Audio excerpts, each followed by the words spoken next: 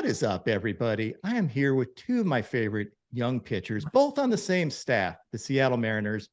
It's Logan Gilbert and George Kirby. So one thing that I've noticed, so I try to judge everybody's personalities, and this is just me, by watching them pitch. And to me, y'all seem like opposites.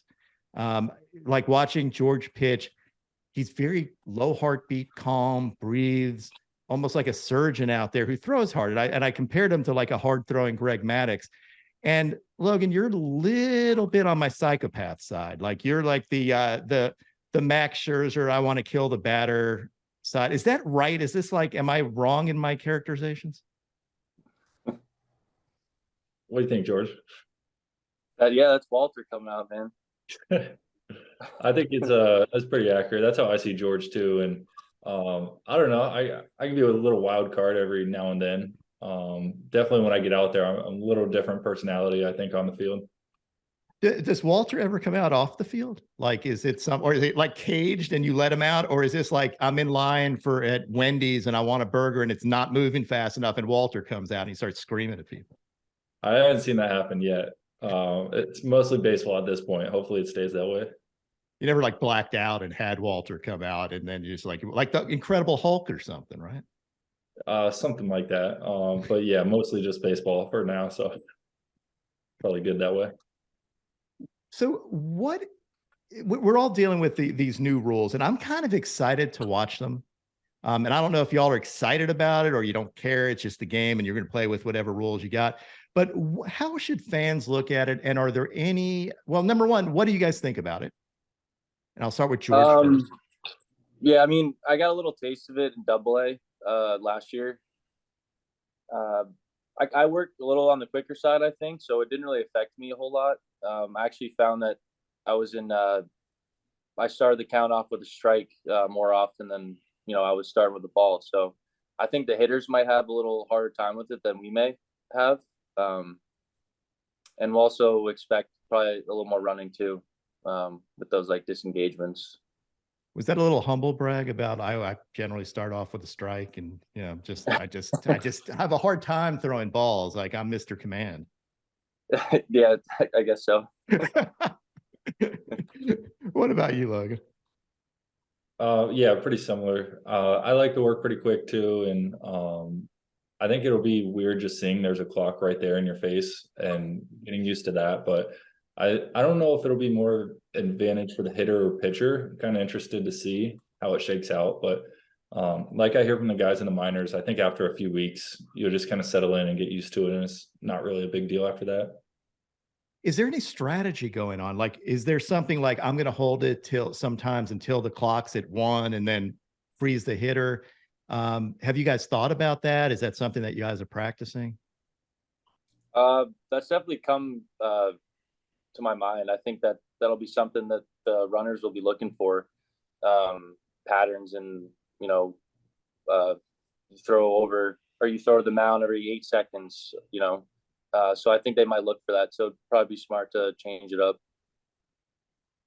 Yeah, I think so too. I think we'll see just as we get out there, but there'll be a little bit of strategy, and I probably want to get completely comfortable first before I play any games with it. But I think it's mostly just trying to work quick, speed up the game, and just playing baseball.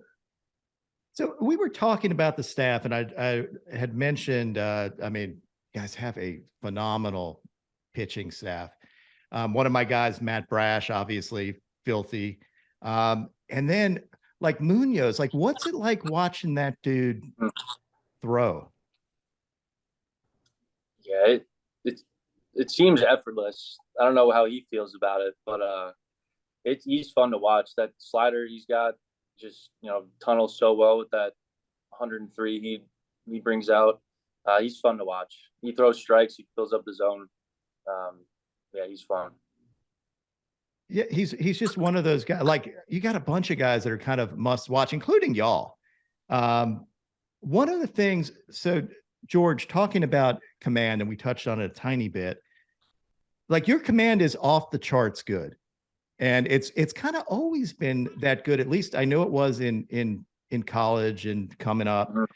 Is that the way you were even as a kid? Like just really good command, or no? No, I actually had a pretty hard time throwing strikes like Little League. I kind of made that transition my first year in college. It was more just like kind of a confidence thing, just like, hitting's hard. So here's my fastball and here's my other pitches, and I'm going to try and beat you in the zone. So it was kind of just a mentality thing for me. And I just, kept doing it.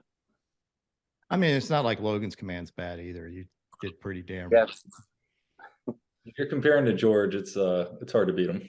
Yeah, like I don't like, it's almost it's freakish though with George. Like it's almost like he has to try not to throw a strike sometimes. Like he had like 25 in a row last year, right? Or something like that. Strikes set the record. Yeah, that was fun. That one yeah, that was everything fun. coming out of my arm just, I kind of knew it was in the zone. Yeah, that was a cool day for sure. Do you remember that time where you threw all strikes? That was cool. Is that something like you can work on? For all the kids out there and aspiring pitchers, command is one of those things that's a little tougher to work on than like velo. We have ideas like strength and conditioning, weighted balls, all that stuff. Command is tougher to me. And like what, I know you said you committed to throwing strikes, but everybody, like there are a bunch of people that can commit to throwing strikes that don't. So what was it that clicked or that you worked on to make yourself a strike thrower? Yeah, I just tried to, repeat my mechanics as best I could, with whatever pitch I was throwing. I think that was kind of the biggest thing. The time of my body, working slow on the mound, in between starts, trying to really focus on, how my body moves through the whole motion. So just kind of focus on that, I think helped me a lot. So it's not necessarily just practicing and you're like treating it like darts saying, I'm going to hit this or that. It's actually knowing your mechanics more. Yeah, I think that plays into it a lot more. Yeah.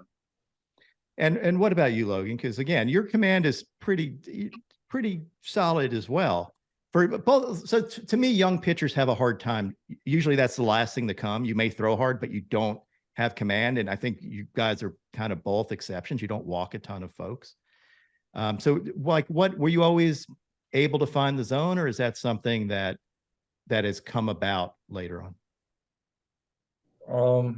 I think it's come a little bit every year. Probably started in college more. I was similar to George, where that's kind of what our pitching coach preached, and just making them swing it, being in the zone, trying to get in ahead counts every time. And but as far as developing it, I think just awareness of my body, both of us being bigger guys, just finding stability, like George said, mechanics. And the more I got in tune with how I throw and working on a mound, and in college we threw flat grounds like almost every day. So I think just those reps and getting used to my body and how I move helps me get my hand out front and the command over the plate.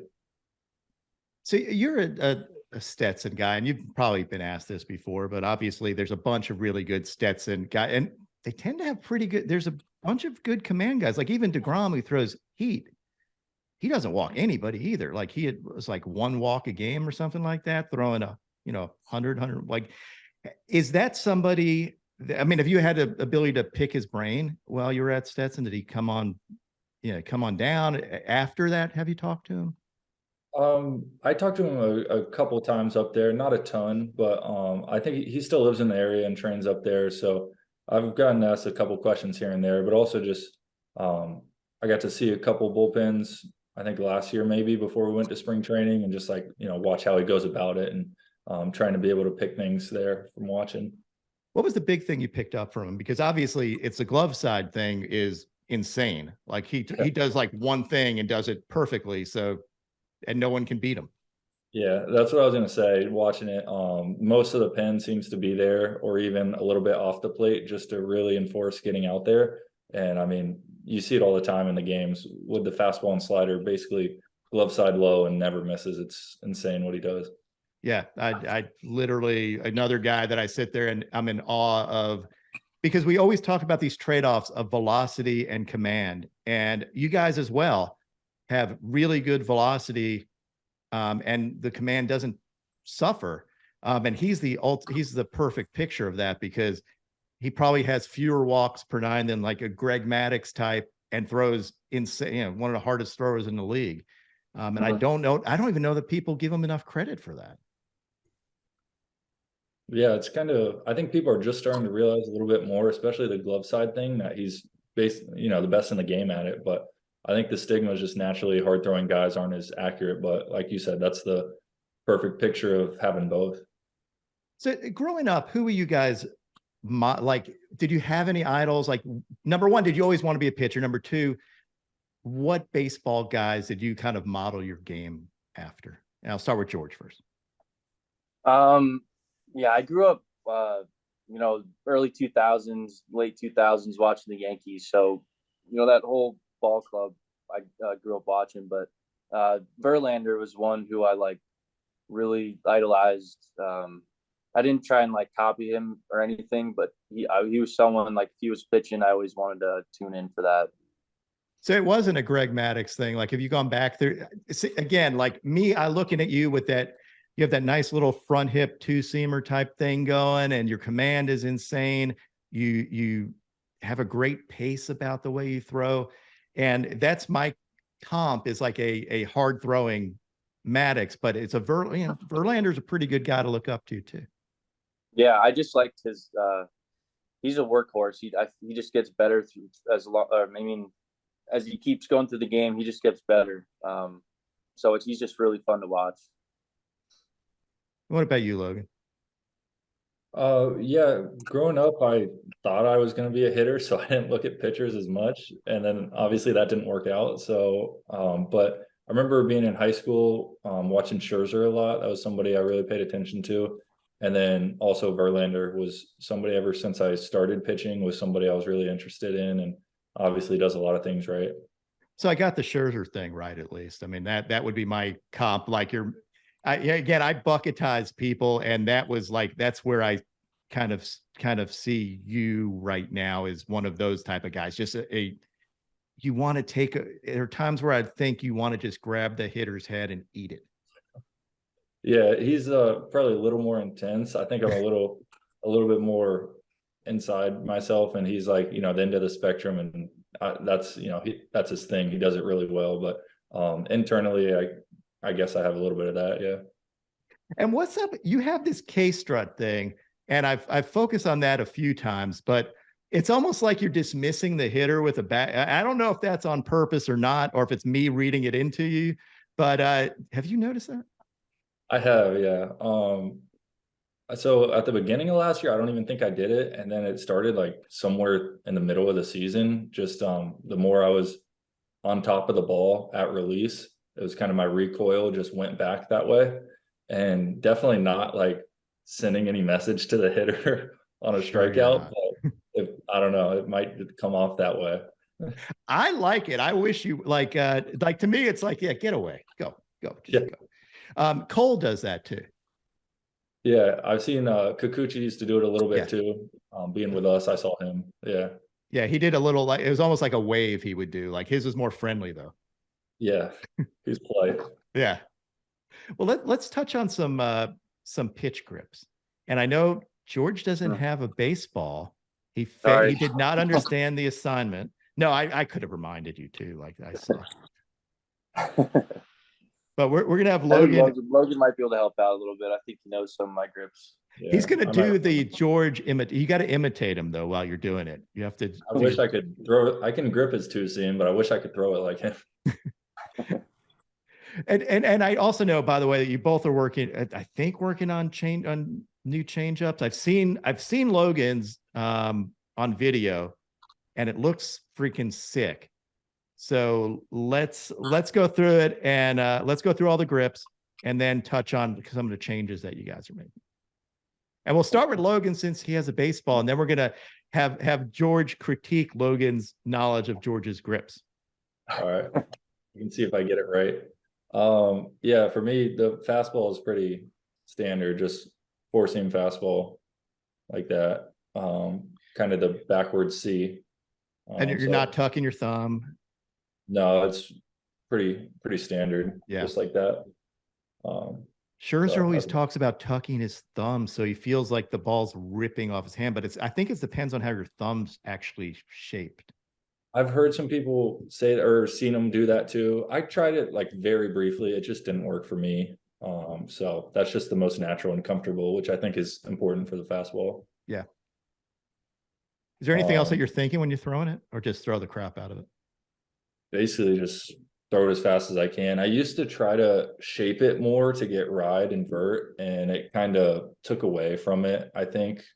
So the more natural I am and just throw it fast, that's usually the best. Is there anything you can do to help with your vert, or is it you're feeling like it's just being whippy and loose is going to help with it because it's going to increase your spin rate?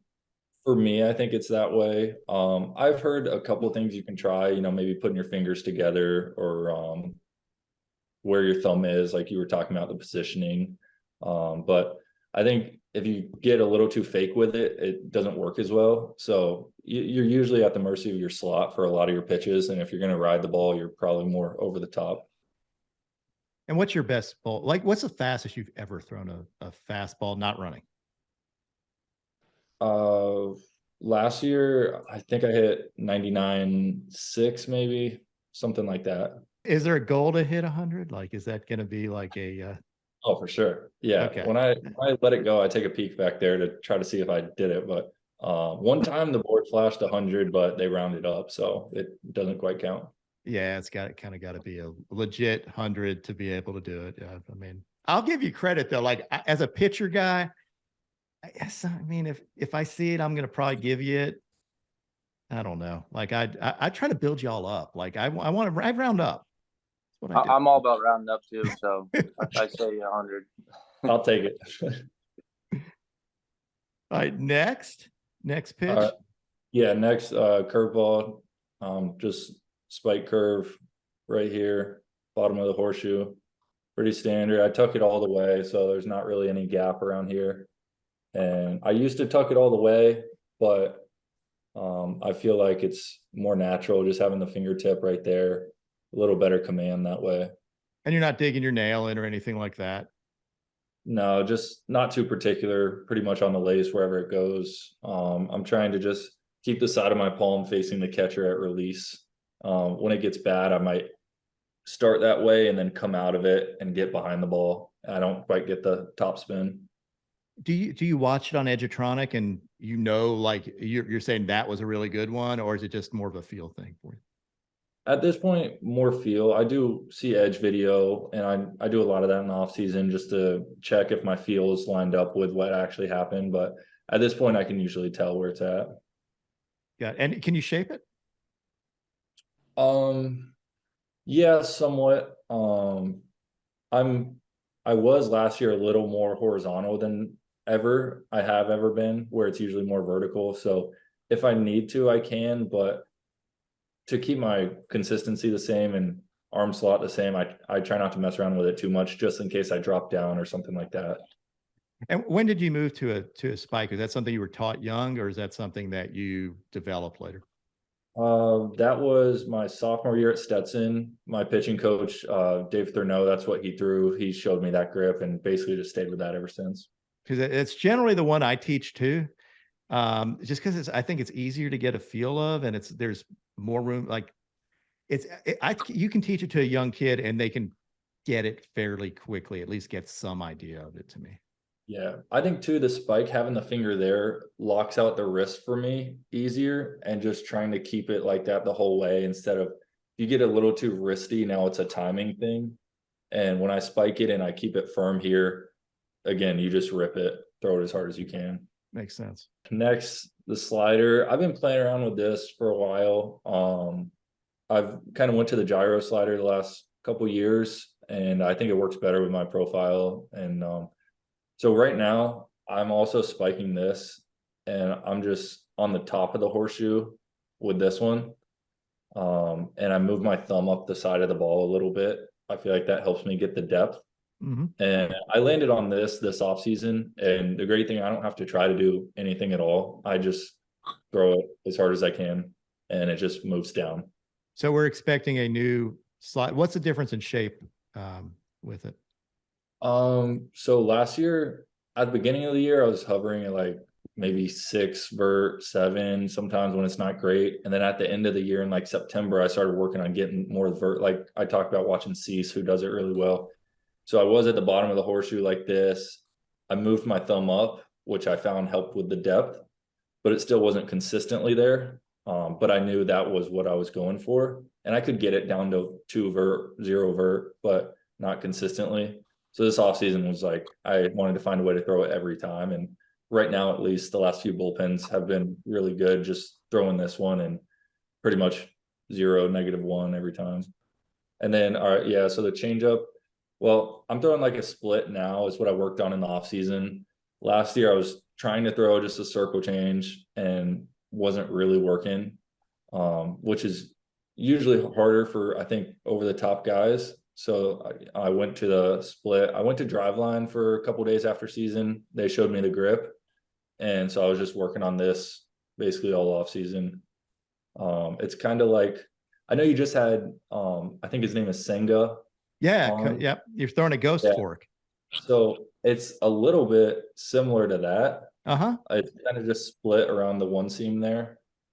And yeah, it's basically pretty simple. I try not, just like he said, I try not to get behind the ball. I try to almost have my fingers pointing at the catcher and then get a little bit inside it. And that's basically it. Gotcha. Cause yeah, that could be a nasty pitch. I noticed that in the drive line thing, he went to drive line too. So they're just like, they're stealing his pitch and I have a drive line plyo ball sitting here as my little thing in my hand to keep me, I don't know. It's my little fidget spinner type thing. I play with. How'd you like it there? It was great. They know what they're talking about for sure. Very smart people over there. And they knew me really well from what they've seen, so they could help me have a couple ideas, making adjustments and what I can do to get better. Do you feel comfortable now with that, with the split change? But are we calling it a splitter, split change? What are you calling it? Whatever it looks you like want. A splitter. I mean, I guess I'm not opposed to just calling it a splitter. Okay, well, I'm calling it a splitter. Pretty comfortable with it. The last month or so, I'd say it's made some pretty big strides. Definitely still developing it. I haven't even thrown it to a hitter yet, honestly. So we're about to see what happens, but I'm feeling pretty good with it in bullpens. Yeah, like the video I saw that I think was Driveline that put it out, it looked nasty. I'm like that it had that the signature splitter movement. Like it looked to me like a really good pitch. Again, hitters will tell you, and everybody plays differently from different folks, but to me, it looked like a pitch that could be a big impact for you this year. Right. Yeah, I sure hope so. It looked like it had some depth and a little bit of arm side fade, which just, it's hard for me to have a pitch that does that stuff. I'm kind of always had the other side. So like I said, the numbers are a good place to start. It seems like it's working, but we'll see once I face hitters. So I was gonna mention that because to me, there's pitchers that are really good, pronators or supinators, and it's like almost there's very few that can do both really well. Yeah, Devin Williams who's the ridiculous pronator with the airbender. It's crazy, but there are Scherzer's one of those guys that can do both really well. Like his slider's ridiculous and his changeup's ridiculous, but you're not really great at pronating. Yeah, I've struggled with the changeup basically forever, to have true movement and throw it for strikes. So I needed to find a way to hack it basically, and it seems like a splitter is a good way to do that. Yeah, I'm excited to watch it. This is gonna be fun. And now we're the most fun part. You're gonna do your George Kirby imitation and go over his pitches, and George is gonna critique you if you get it right or wrong. All right, Logan, you ready? Yeah. All right, so let's start with four seam, I guess. Yeah, I'm horseshoe. Yeah, like the left side, other way. Yeah. So I like to feel like, kind of the tip of my fingertips above the ball on the seam. I feel like I get more leverage. So like right by the first knuckle? Yeah, is that kind of what like, like right in here. I kind of like to feel that off of it. but yeah, I've always been on that side of the ball there, that horseshoe. So yeah, pretty basic. I'm not much of a ride guy. Mine's more, I've been up to like 18 or 20 with it, but mostly it's like 14, 15. It's got like a little bit of tail. But yeah, I like to hammer that pitch up in the zone, and yeah. And you don't flip the baseball anymore yet until you No. talk to Robbie and he tells you like, oh yeah, Yeah. this is the trick that I told PitchingNinja. Maybe Yeah, he for made now, it up, I'm but gonna- we were able to determine based on the Hawkeye cameras that he actually really does do that. So it was kind of sick. I'm gonna look for it now that we know. Yeah, mention it to him. See what he says. Yeah. Two seam. I think Logan's got it. So I'm kind of a little more fingers together. Your thumb's Yeah, probably not on the together. side of the ball where he's got it, I'm guessing. Yeah. So Or is if it? I want to take like a little velo off it, and I know it usually moves more, I put my thumb a little higher on the Okay, side. you do. Yeah. Uh-huh. If not, I'm kind of just basic down here. But yeah, I think, my starting point with the lefties trying to throw at their hip, kind of just trust the grip and, hope that it's going to come back. So help me with that. So you really do put your thumb up that high? I do, yeah. Mm-hmm. So he wasn't making that up. That's interesting. Is that just a feel thing? And you said you were taking some velo off it. Is that for getting maybe more movement on it, or? Yeah, it's kind of just a feel thing, especially in the stretch. For some reason, however way my hand is just in the glove, I'm able to really get like a good position with my thumb there. So I found it useful in like backdooring righties sometimes, just kind of something slower with a little more movement. If I'm like hammering a four seam out in the way, I might rip that back in and I'll put the thumb up a little higher. But for the most part, it's just here, and I just try and I feel like I told Logan before, like, I almost feel like I want to ride the ball like with the two seam, and if I get on top of it more, I know that it's gonna go more horizontal. Gotcha. And you prefer, your favorite one of those would be the front door versus the back door. Yeah, absolutely. Yeah. Is this more fun watching hitters jump? Yeah. Do you ever laugh, or you ever like internally? I know the dugout's probably laughing. It's like, you're like, man, that was pretty nasty. Yeah, I had one that I remember. I threw it to Nathaniel Lowe. It was like one of my first starts back after I got sent down for 2 weeks. And it was the first time I actually, trusted it and threw it inside, and it moved a lot, and I struck him out. And I just looked at Cal. I was like, holy crap, like we got to keep doing that. So, but yeah, it was fun. That's a hard pitch because you do have to trust it. And you're thinking, like, I know for breaking balls, you can think about aiming at a hitter and it's a little more natural. For a two seamer, it probably, like, I would imagine this is going to be a big year for that, because you've got more confidence in it. As you learn more and more about the pitch, you're going to be doing it more and more. Yeah, just throwing two, it really made my four seam a lot more effective up in the zone. So yeah, just another pitch to add in there that the hitters got to protect against, was kind of my thought process. Are you thinking about tunneling that with a four seamer to create a situation where the hitter's basically guessing on your fastball? Like, I know Manoah does that sometimes, where you'll do both a two seamer and four seamer, and you can see the difference in movement. Is that something that you're thinking about? A little bit. Mostly I'm just trusting Cal, like what Cal sees with the batter. I trust him. He does his homework and he does a good job understanding our arsenal. So that's kind of something I trust him with more often. Interesting. So, and Logan, are you that way too? You're more of a, you guys are basically trusting what's put down, or you have your own big thoughts and a shake guy? I usually just go with them. They know what they're doing. And we've thrown enough to these guys, Cal and Tom, that, they've gained our trust. And if anybody's wrong, it's probably me if I shake too much. So that's happened too many times where I just go with them and they're usually right. There's something to be said about that too, because I think Sal said it. Like, I don't want to think. I just want to execute my pitch, whatever's put down. And I think that my stuff's good enough that I don't even have to, like, I'm gonna do whatever, and I'm gonna It takes one less thing out of the equation. Right. Yeah, I I think, try not to yeah. change. And yeah, basically that's exactly how I think out there. Awesome. Yeah, I think it's just like a trust thing. Like they know they got confidence in, you know, whatever button they're going to press in the pitch com, you know.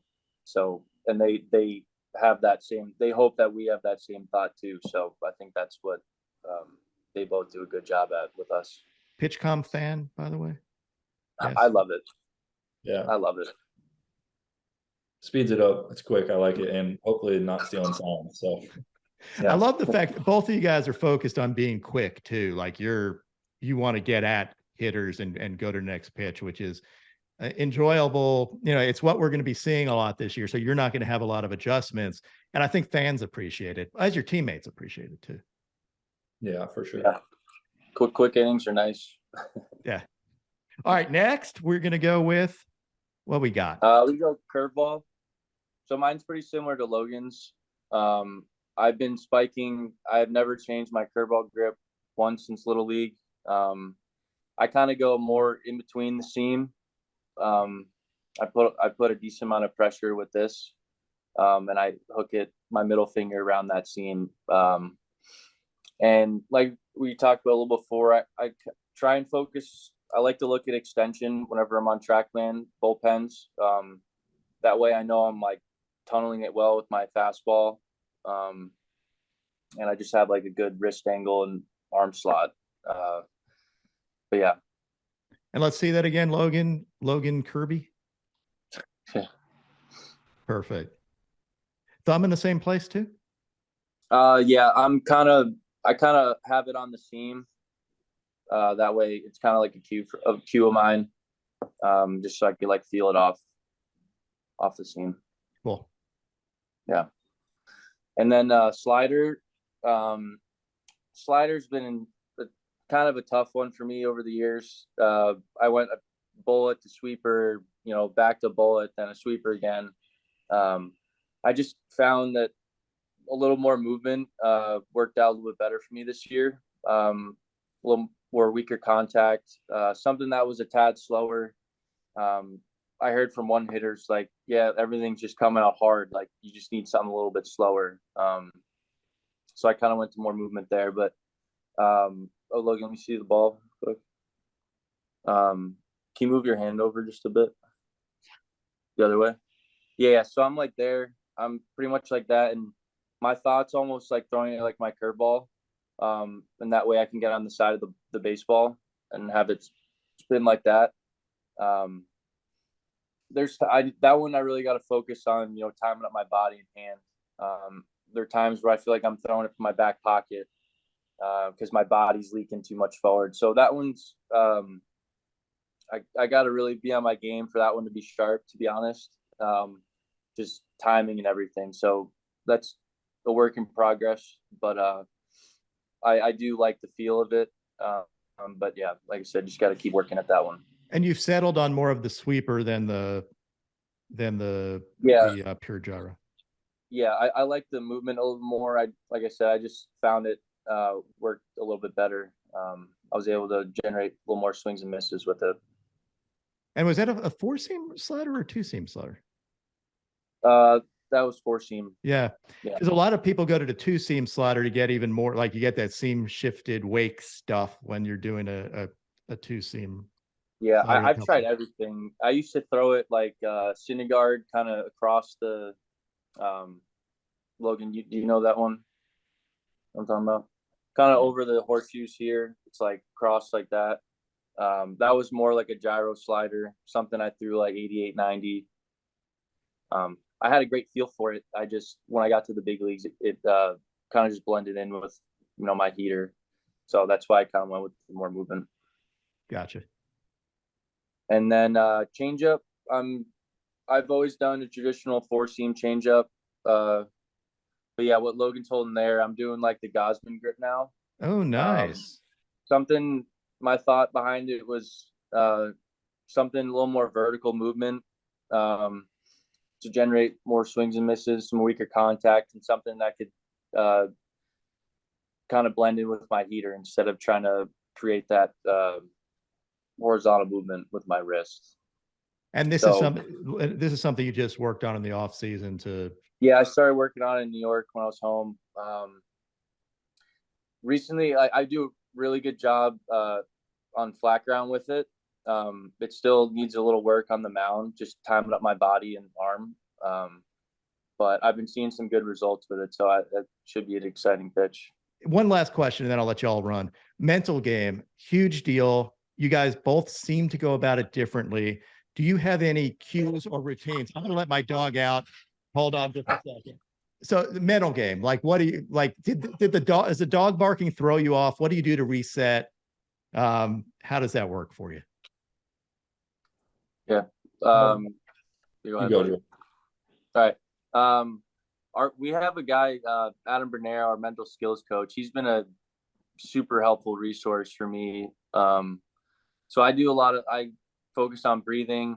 I have a lot of different like breathing mechanics that I do on the mound. You know, if I'm really trying to let a heater rip, I do like a couple short breaths to really get my heart rate going. Most of the time I'm focused on just nose breathing to really be calm and, stay aware and, be able to get my body under control. Like cold tub, sauna work, stuff like that. I try and do a lot and, just be uncomfortable or learn to be comfortable in like those uncomfortable situations, I think is key. You just said something that I hadn't heard anybody say, which is when you're getting ready to throw a heater, sometimes you'll do short breaths to kind of get the adrenaline going or get amped up a little bit. Yep. That's a cool cue. I hadn't thought about that. Yeah. It's something I never really realized till he, had these conversations with us. And I've really just noticed over the last couple of years how much it actually does help me, get through games deeper because I'm less tired. I'm not breathing as much, through my mouth. I'm able to conserve more, air and, so yeah. That's a sick cue. And I think the reason why I'm touching on this is because I think it's one of the most underrated parts of the game. Everybody talks about how much of the game's mental, but nobody explains like what that means. Like, how do you control it? How do I get better at mental stuff? And that's good stuff. Yeah, I feel the same way. Basically everything George said, because, obviously we're in the same situation, same org. So that's the stuff we do. And I was going to shout out Vern too. He's the man. He's helped me a ton, especially the second half last season. We started working together more and he helped me a ton with just like a bunch of stuff you don't really focus on normally. So trying to read certain books about mental skills, performance, and working on the breathing. We're big into that. So that helps a lot and just gives you that feeling of control on the mound, that if you're in control of your breath, you're now in control on the mound and you're aware to what's going on. So that helps a bunch. Do you use emotion to help you through a game sometimes? Like, is it, or do you try to block out emotion? I've been on both sides. I've kind of experimented with that. Last year, I think I started more trying to play with the emotions. And then the more I worked on my breath, I think I have a better idea of when to use it. So I don't think it's one or the other, but I try to stay calm and collected. And like George said, nose breathing, which is difficult during the game, but helps. And then for those certain moments, like George said, with his breath, that's when I try to kind of amp myself up to go get a fastball if I need it. Gotcha. Yeah. And are you less emotional, George? Like, naturally, are you less of an emotional guy? And I may be like giving you like this cold-blooded killer reputation that maybe isn't earned. Like, that might not be how your mind's working. It's just how I view you. I try and stay just, even keel as possible. I try not to get too high or too low in certain moments because, anything could happen, next pitch. So I think it's best just to try and stay under control what you can control. My biggest thing, like I don't watch games when I pitch. I go into the tunnel and I breathe. I just try and, reset my mind and body for the next inning. I sit down, I focus on my breathing. So I'm kind of just doing my game and not worrying about what else is going on, which kind of helps, not stress about, have that other anxiety watching the game. So it kind of helps me be more chill, I'd say.